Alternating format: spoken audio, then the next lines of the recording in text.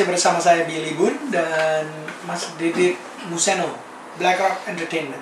Ini langsung kita bacain aja ya, SMS sama Twitter yang udah masuk ya. Oke. Banyak banget. Ini yang pertama, ini ada di Tio di Magelang. Selamat malam Tio. Dia nanya, pernah jatuh atau terpuruk nggak selama menjalani karir Anda ini, Mas Didit? Jika pernah, bagaimana Anda bangkit? Thank you. Iya, waktu itu sempat dropnya ya di Krismon itu ya. Oke. Kita lagi setiap tahun hampir 2 kali kita bawa artis ke Australia, Krismon. Nah, sempat bingung tuh apa yang harus kita lakukan, ya kan? Karena dolar naik, terus otomatis artis juga harganya naik dan segala macam, sempat bingung lah. Tapi akhirnya ya udah jalanin lagi. Jadi memang hampir semua industri ya akan berpengaruh waktu itu ya. Sempat drop, tapi ya life must go on. Jadi saya pikir kita coba lagi, ternyata berarti hanya dengan keyakinan diri bahwa ya life goes on gitu, life must go on gitu ya. Iya.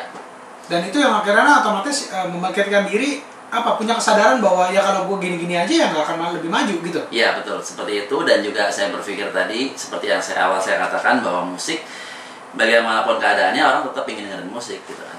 Ya kan walaupun Krismon nggak punya duit banyak, tetap aja musik akan menyenangkan bagi orang. Tinggal sekarang gimananya pinter sebagai promotor menghadirkan musik yang mana. Iya, gitu, yang kira-kira lagi atau menarik untuk orang didengar. Menarik dan affordable dan sesuai dengan target market dan sebagainya ya. Betul.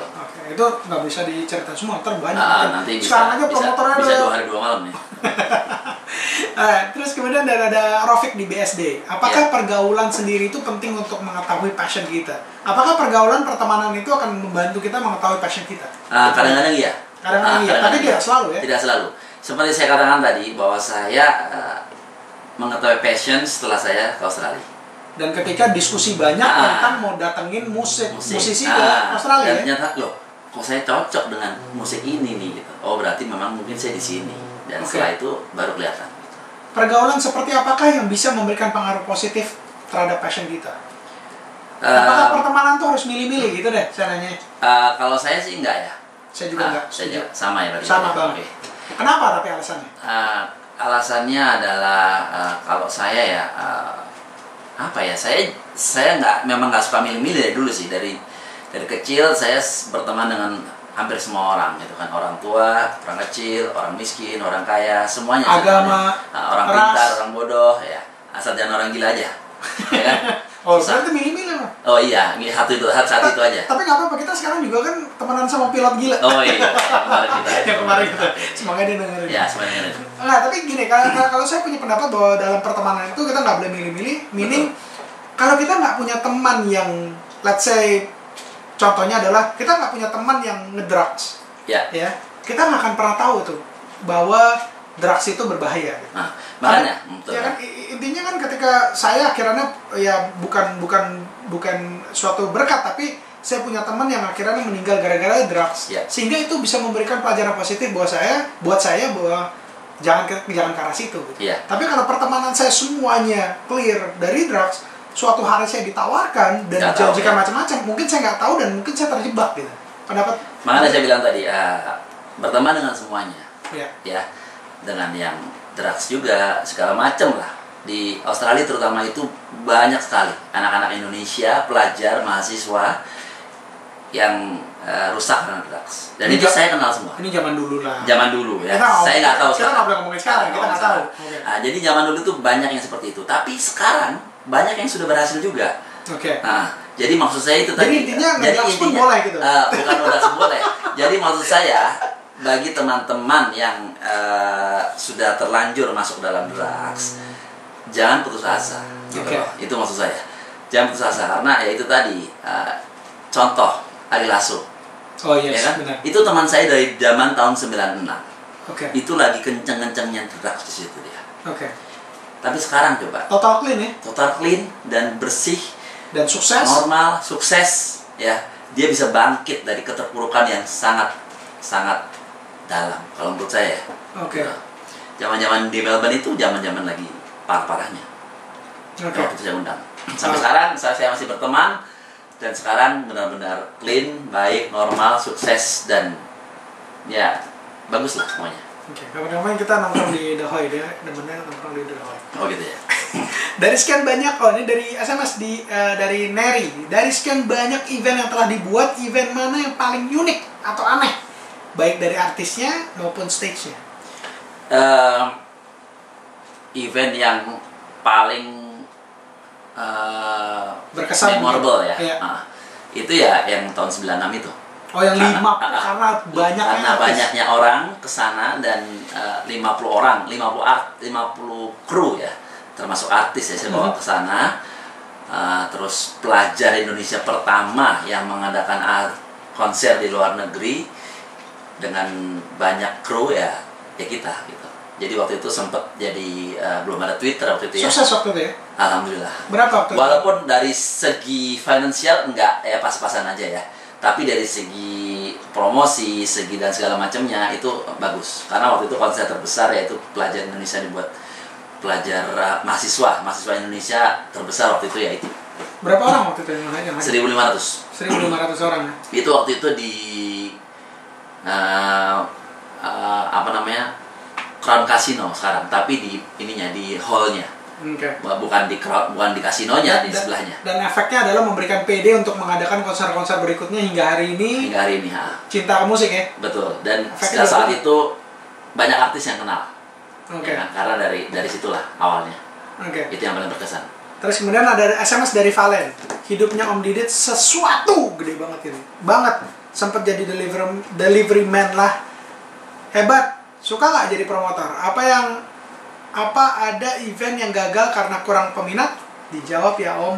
Om. Iya ada. Sebetulnya waktu itu ada, tapi saya nggak sebut ya event konser apa ya. Oh, sebut dong. Sebut. Nah, nanti artisnya dengar. Oke lah. Jadi waktu itu kita pernah sudah terjual tiket 1.000 di Melbourne, 1.000 di Sydney. Terus, emang harapannya berapa? Ya itu full udah. Oke. 1.000. Oke. Tapi ada sesuatu, jadi gagal. Oh, kayak Lady Gaga. Jadi waktu itu karena visa yang didapatkan adalah visa turis, sehingga nggak boleh nyanyi. Oh. Tapi dengan catatan jangan ketahuan nih kalau mau nyanyi. Ternyata ketahuan.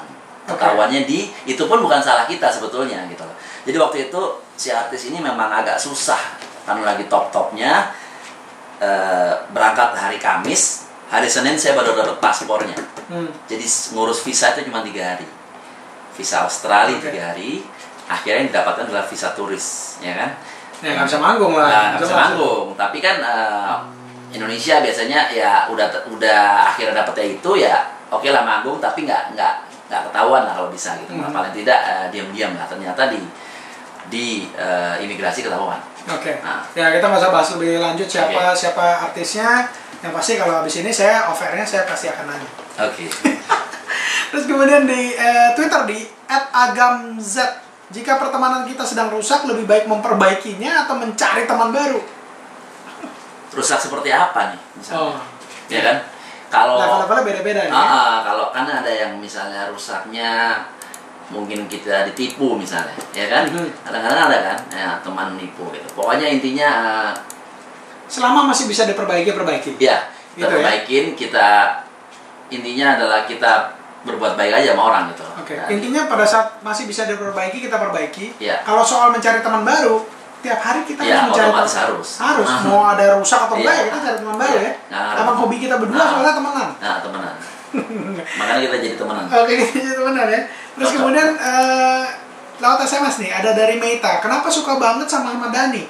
Banyak yang bilang kualitas Dewa turun setelah Dhani banyak tampil di infotainment. Iya. Oke. Bicara Ahmad Dhani ini memang seru ya, seru. Dari tahun 96, berarti udah berapa tahun itu? Hampir 20 tahun ya. 15 tahun? 16 tahun? 16 tahun. Ya. 16 tahun saya berteman itu, memang di infotainment dia hidupnya banyak yang aneh-aneh lah ya. Gosip dan segala macam. Tapi memang secara personal, secara teman, saya bilang tadi friendship tadi, dia adalah teman yang apa ya? apa istilahnya? Sekali berteman ya pertemanannya dalam gitu ya. Dalam, dan dia benar-benar sama teman itu apa namanya? Apa istilahnya? Nggak hitungan, pokoknya baik banget lah kalau menurut saya. Ya, beda dengan orang-orang bilang, dan memang saya tekankan di sini, makanya saya sudah 4 kali konser dengan Ahmad Dhani. Ya kan? Dan konser yang berikutnya ini yang tanggal 13 Juni. Yang 13 Juni adalah konser kelima saya dengan Ahmad Dhani. Idenya siapa ya? Ide saya. Oke. Jadi waktu itu saya Oktober 2011 saya ke rumah Dhani. Kasih ide ini setelah beberapa tahun nggak ketemu. Wah, senang lah dia ya, ketemu teman lama. Saya kira saya kasih ide, dia bilang udah tahun depan aja kita buat. Ya udah, buat pas ulang tahun aja. Ulang tahun gue 40 waktu itu. Nanti 26 Mei kemarin udah ya. Akhirnya ya udah ulang tahun ke-40 tapi nggak dapat pas hari H, tanggal 26, akhirnya dapat 13 Juni. Ya udah kita buat 13 Juni. Mahakarya Ahmad Dhani, semua karya Ahmad Dhani keluar. Kok dia percaya ya dipegang seorang Didit Museno ya?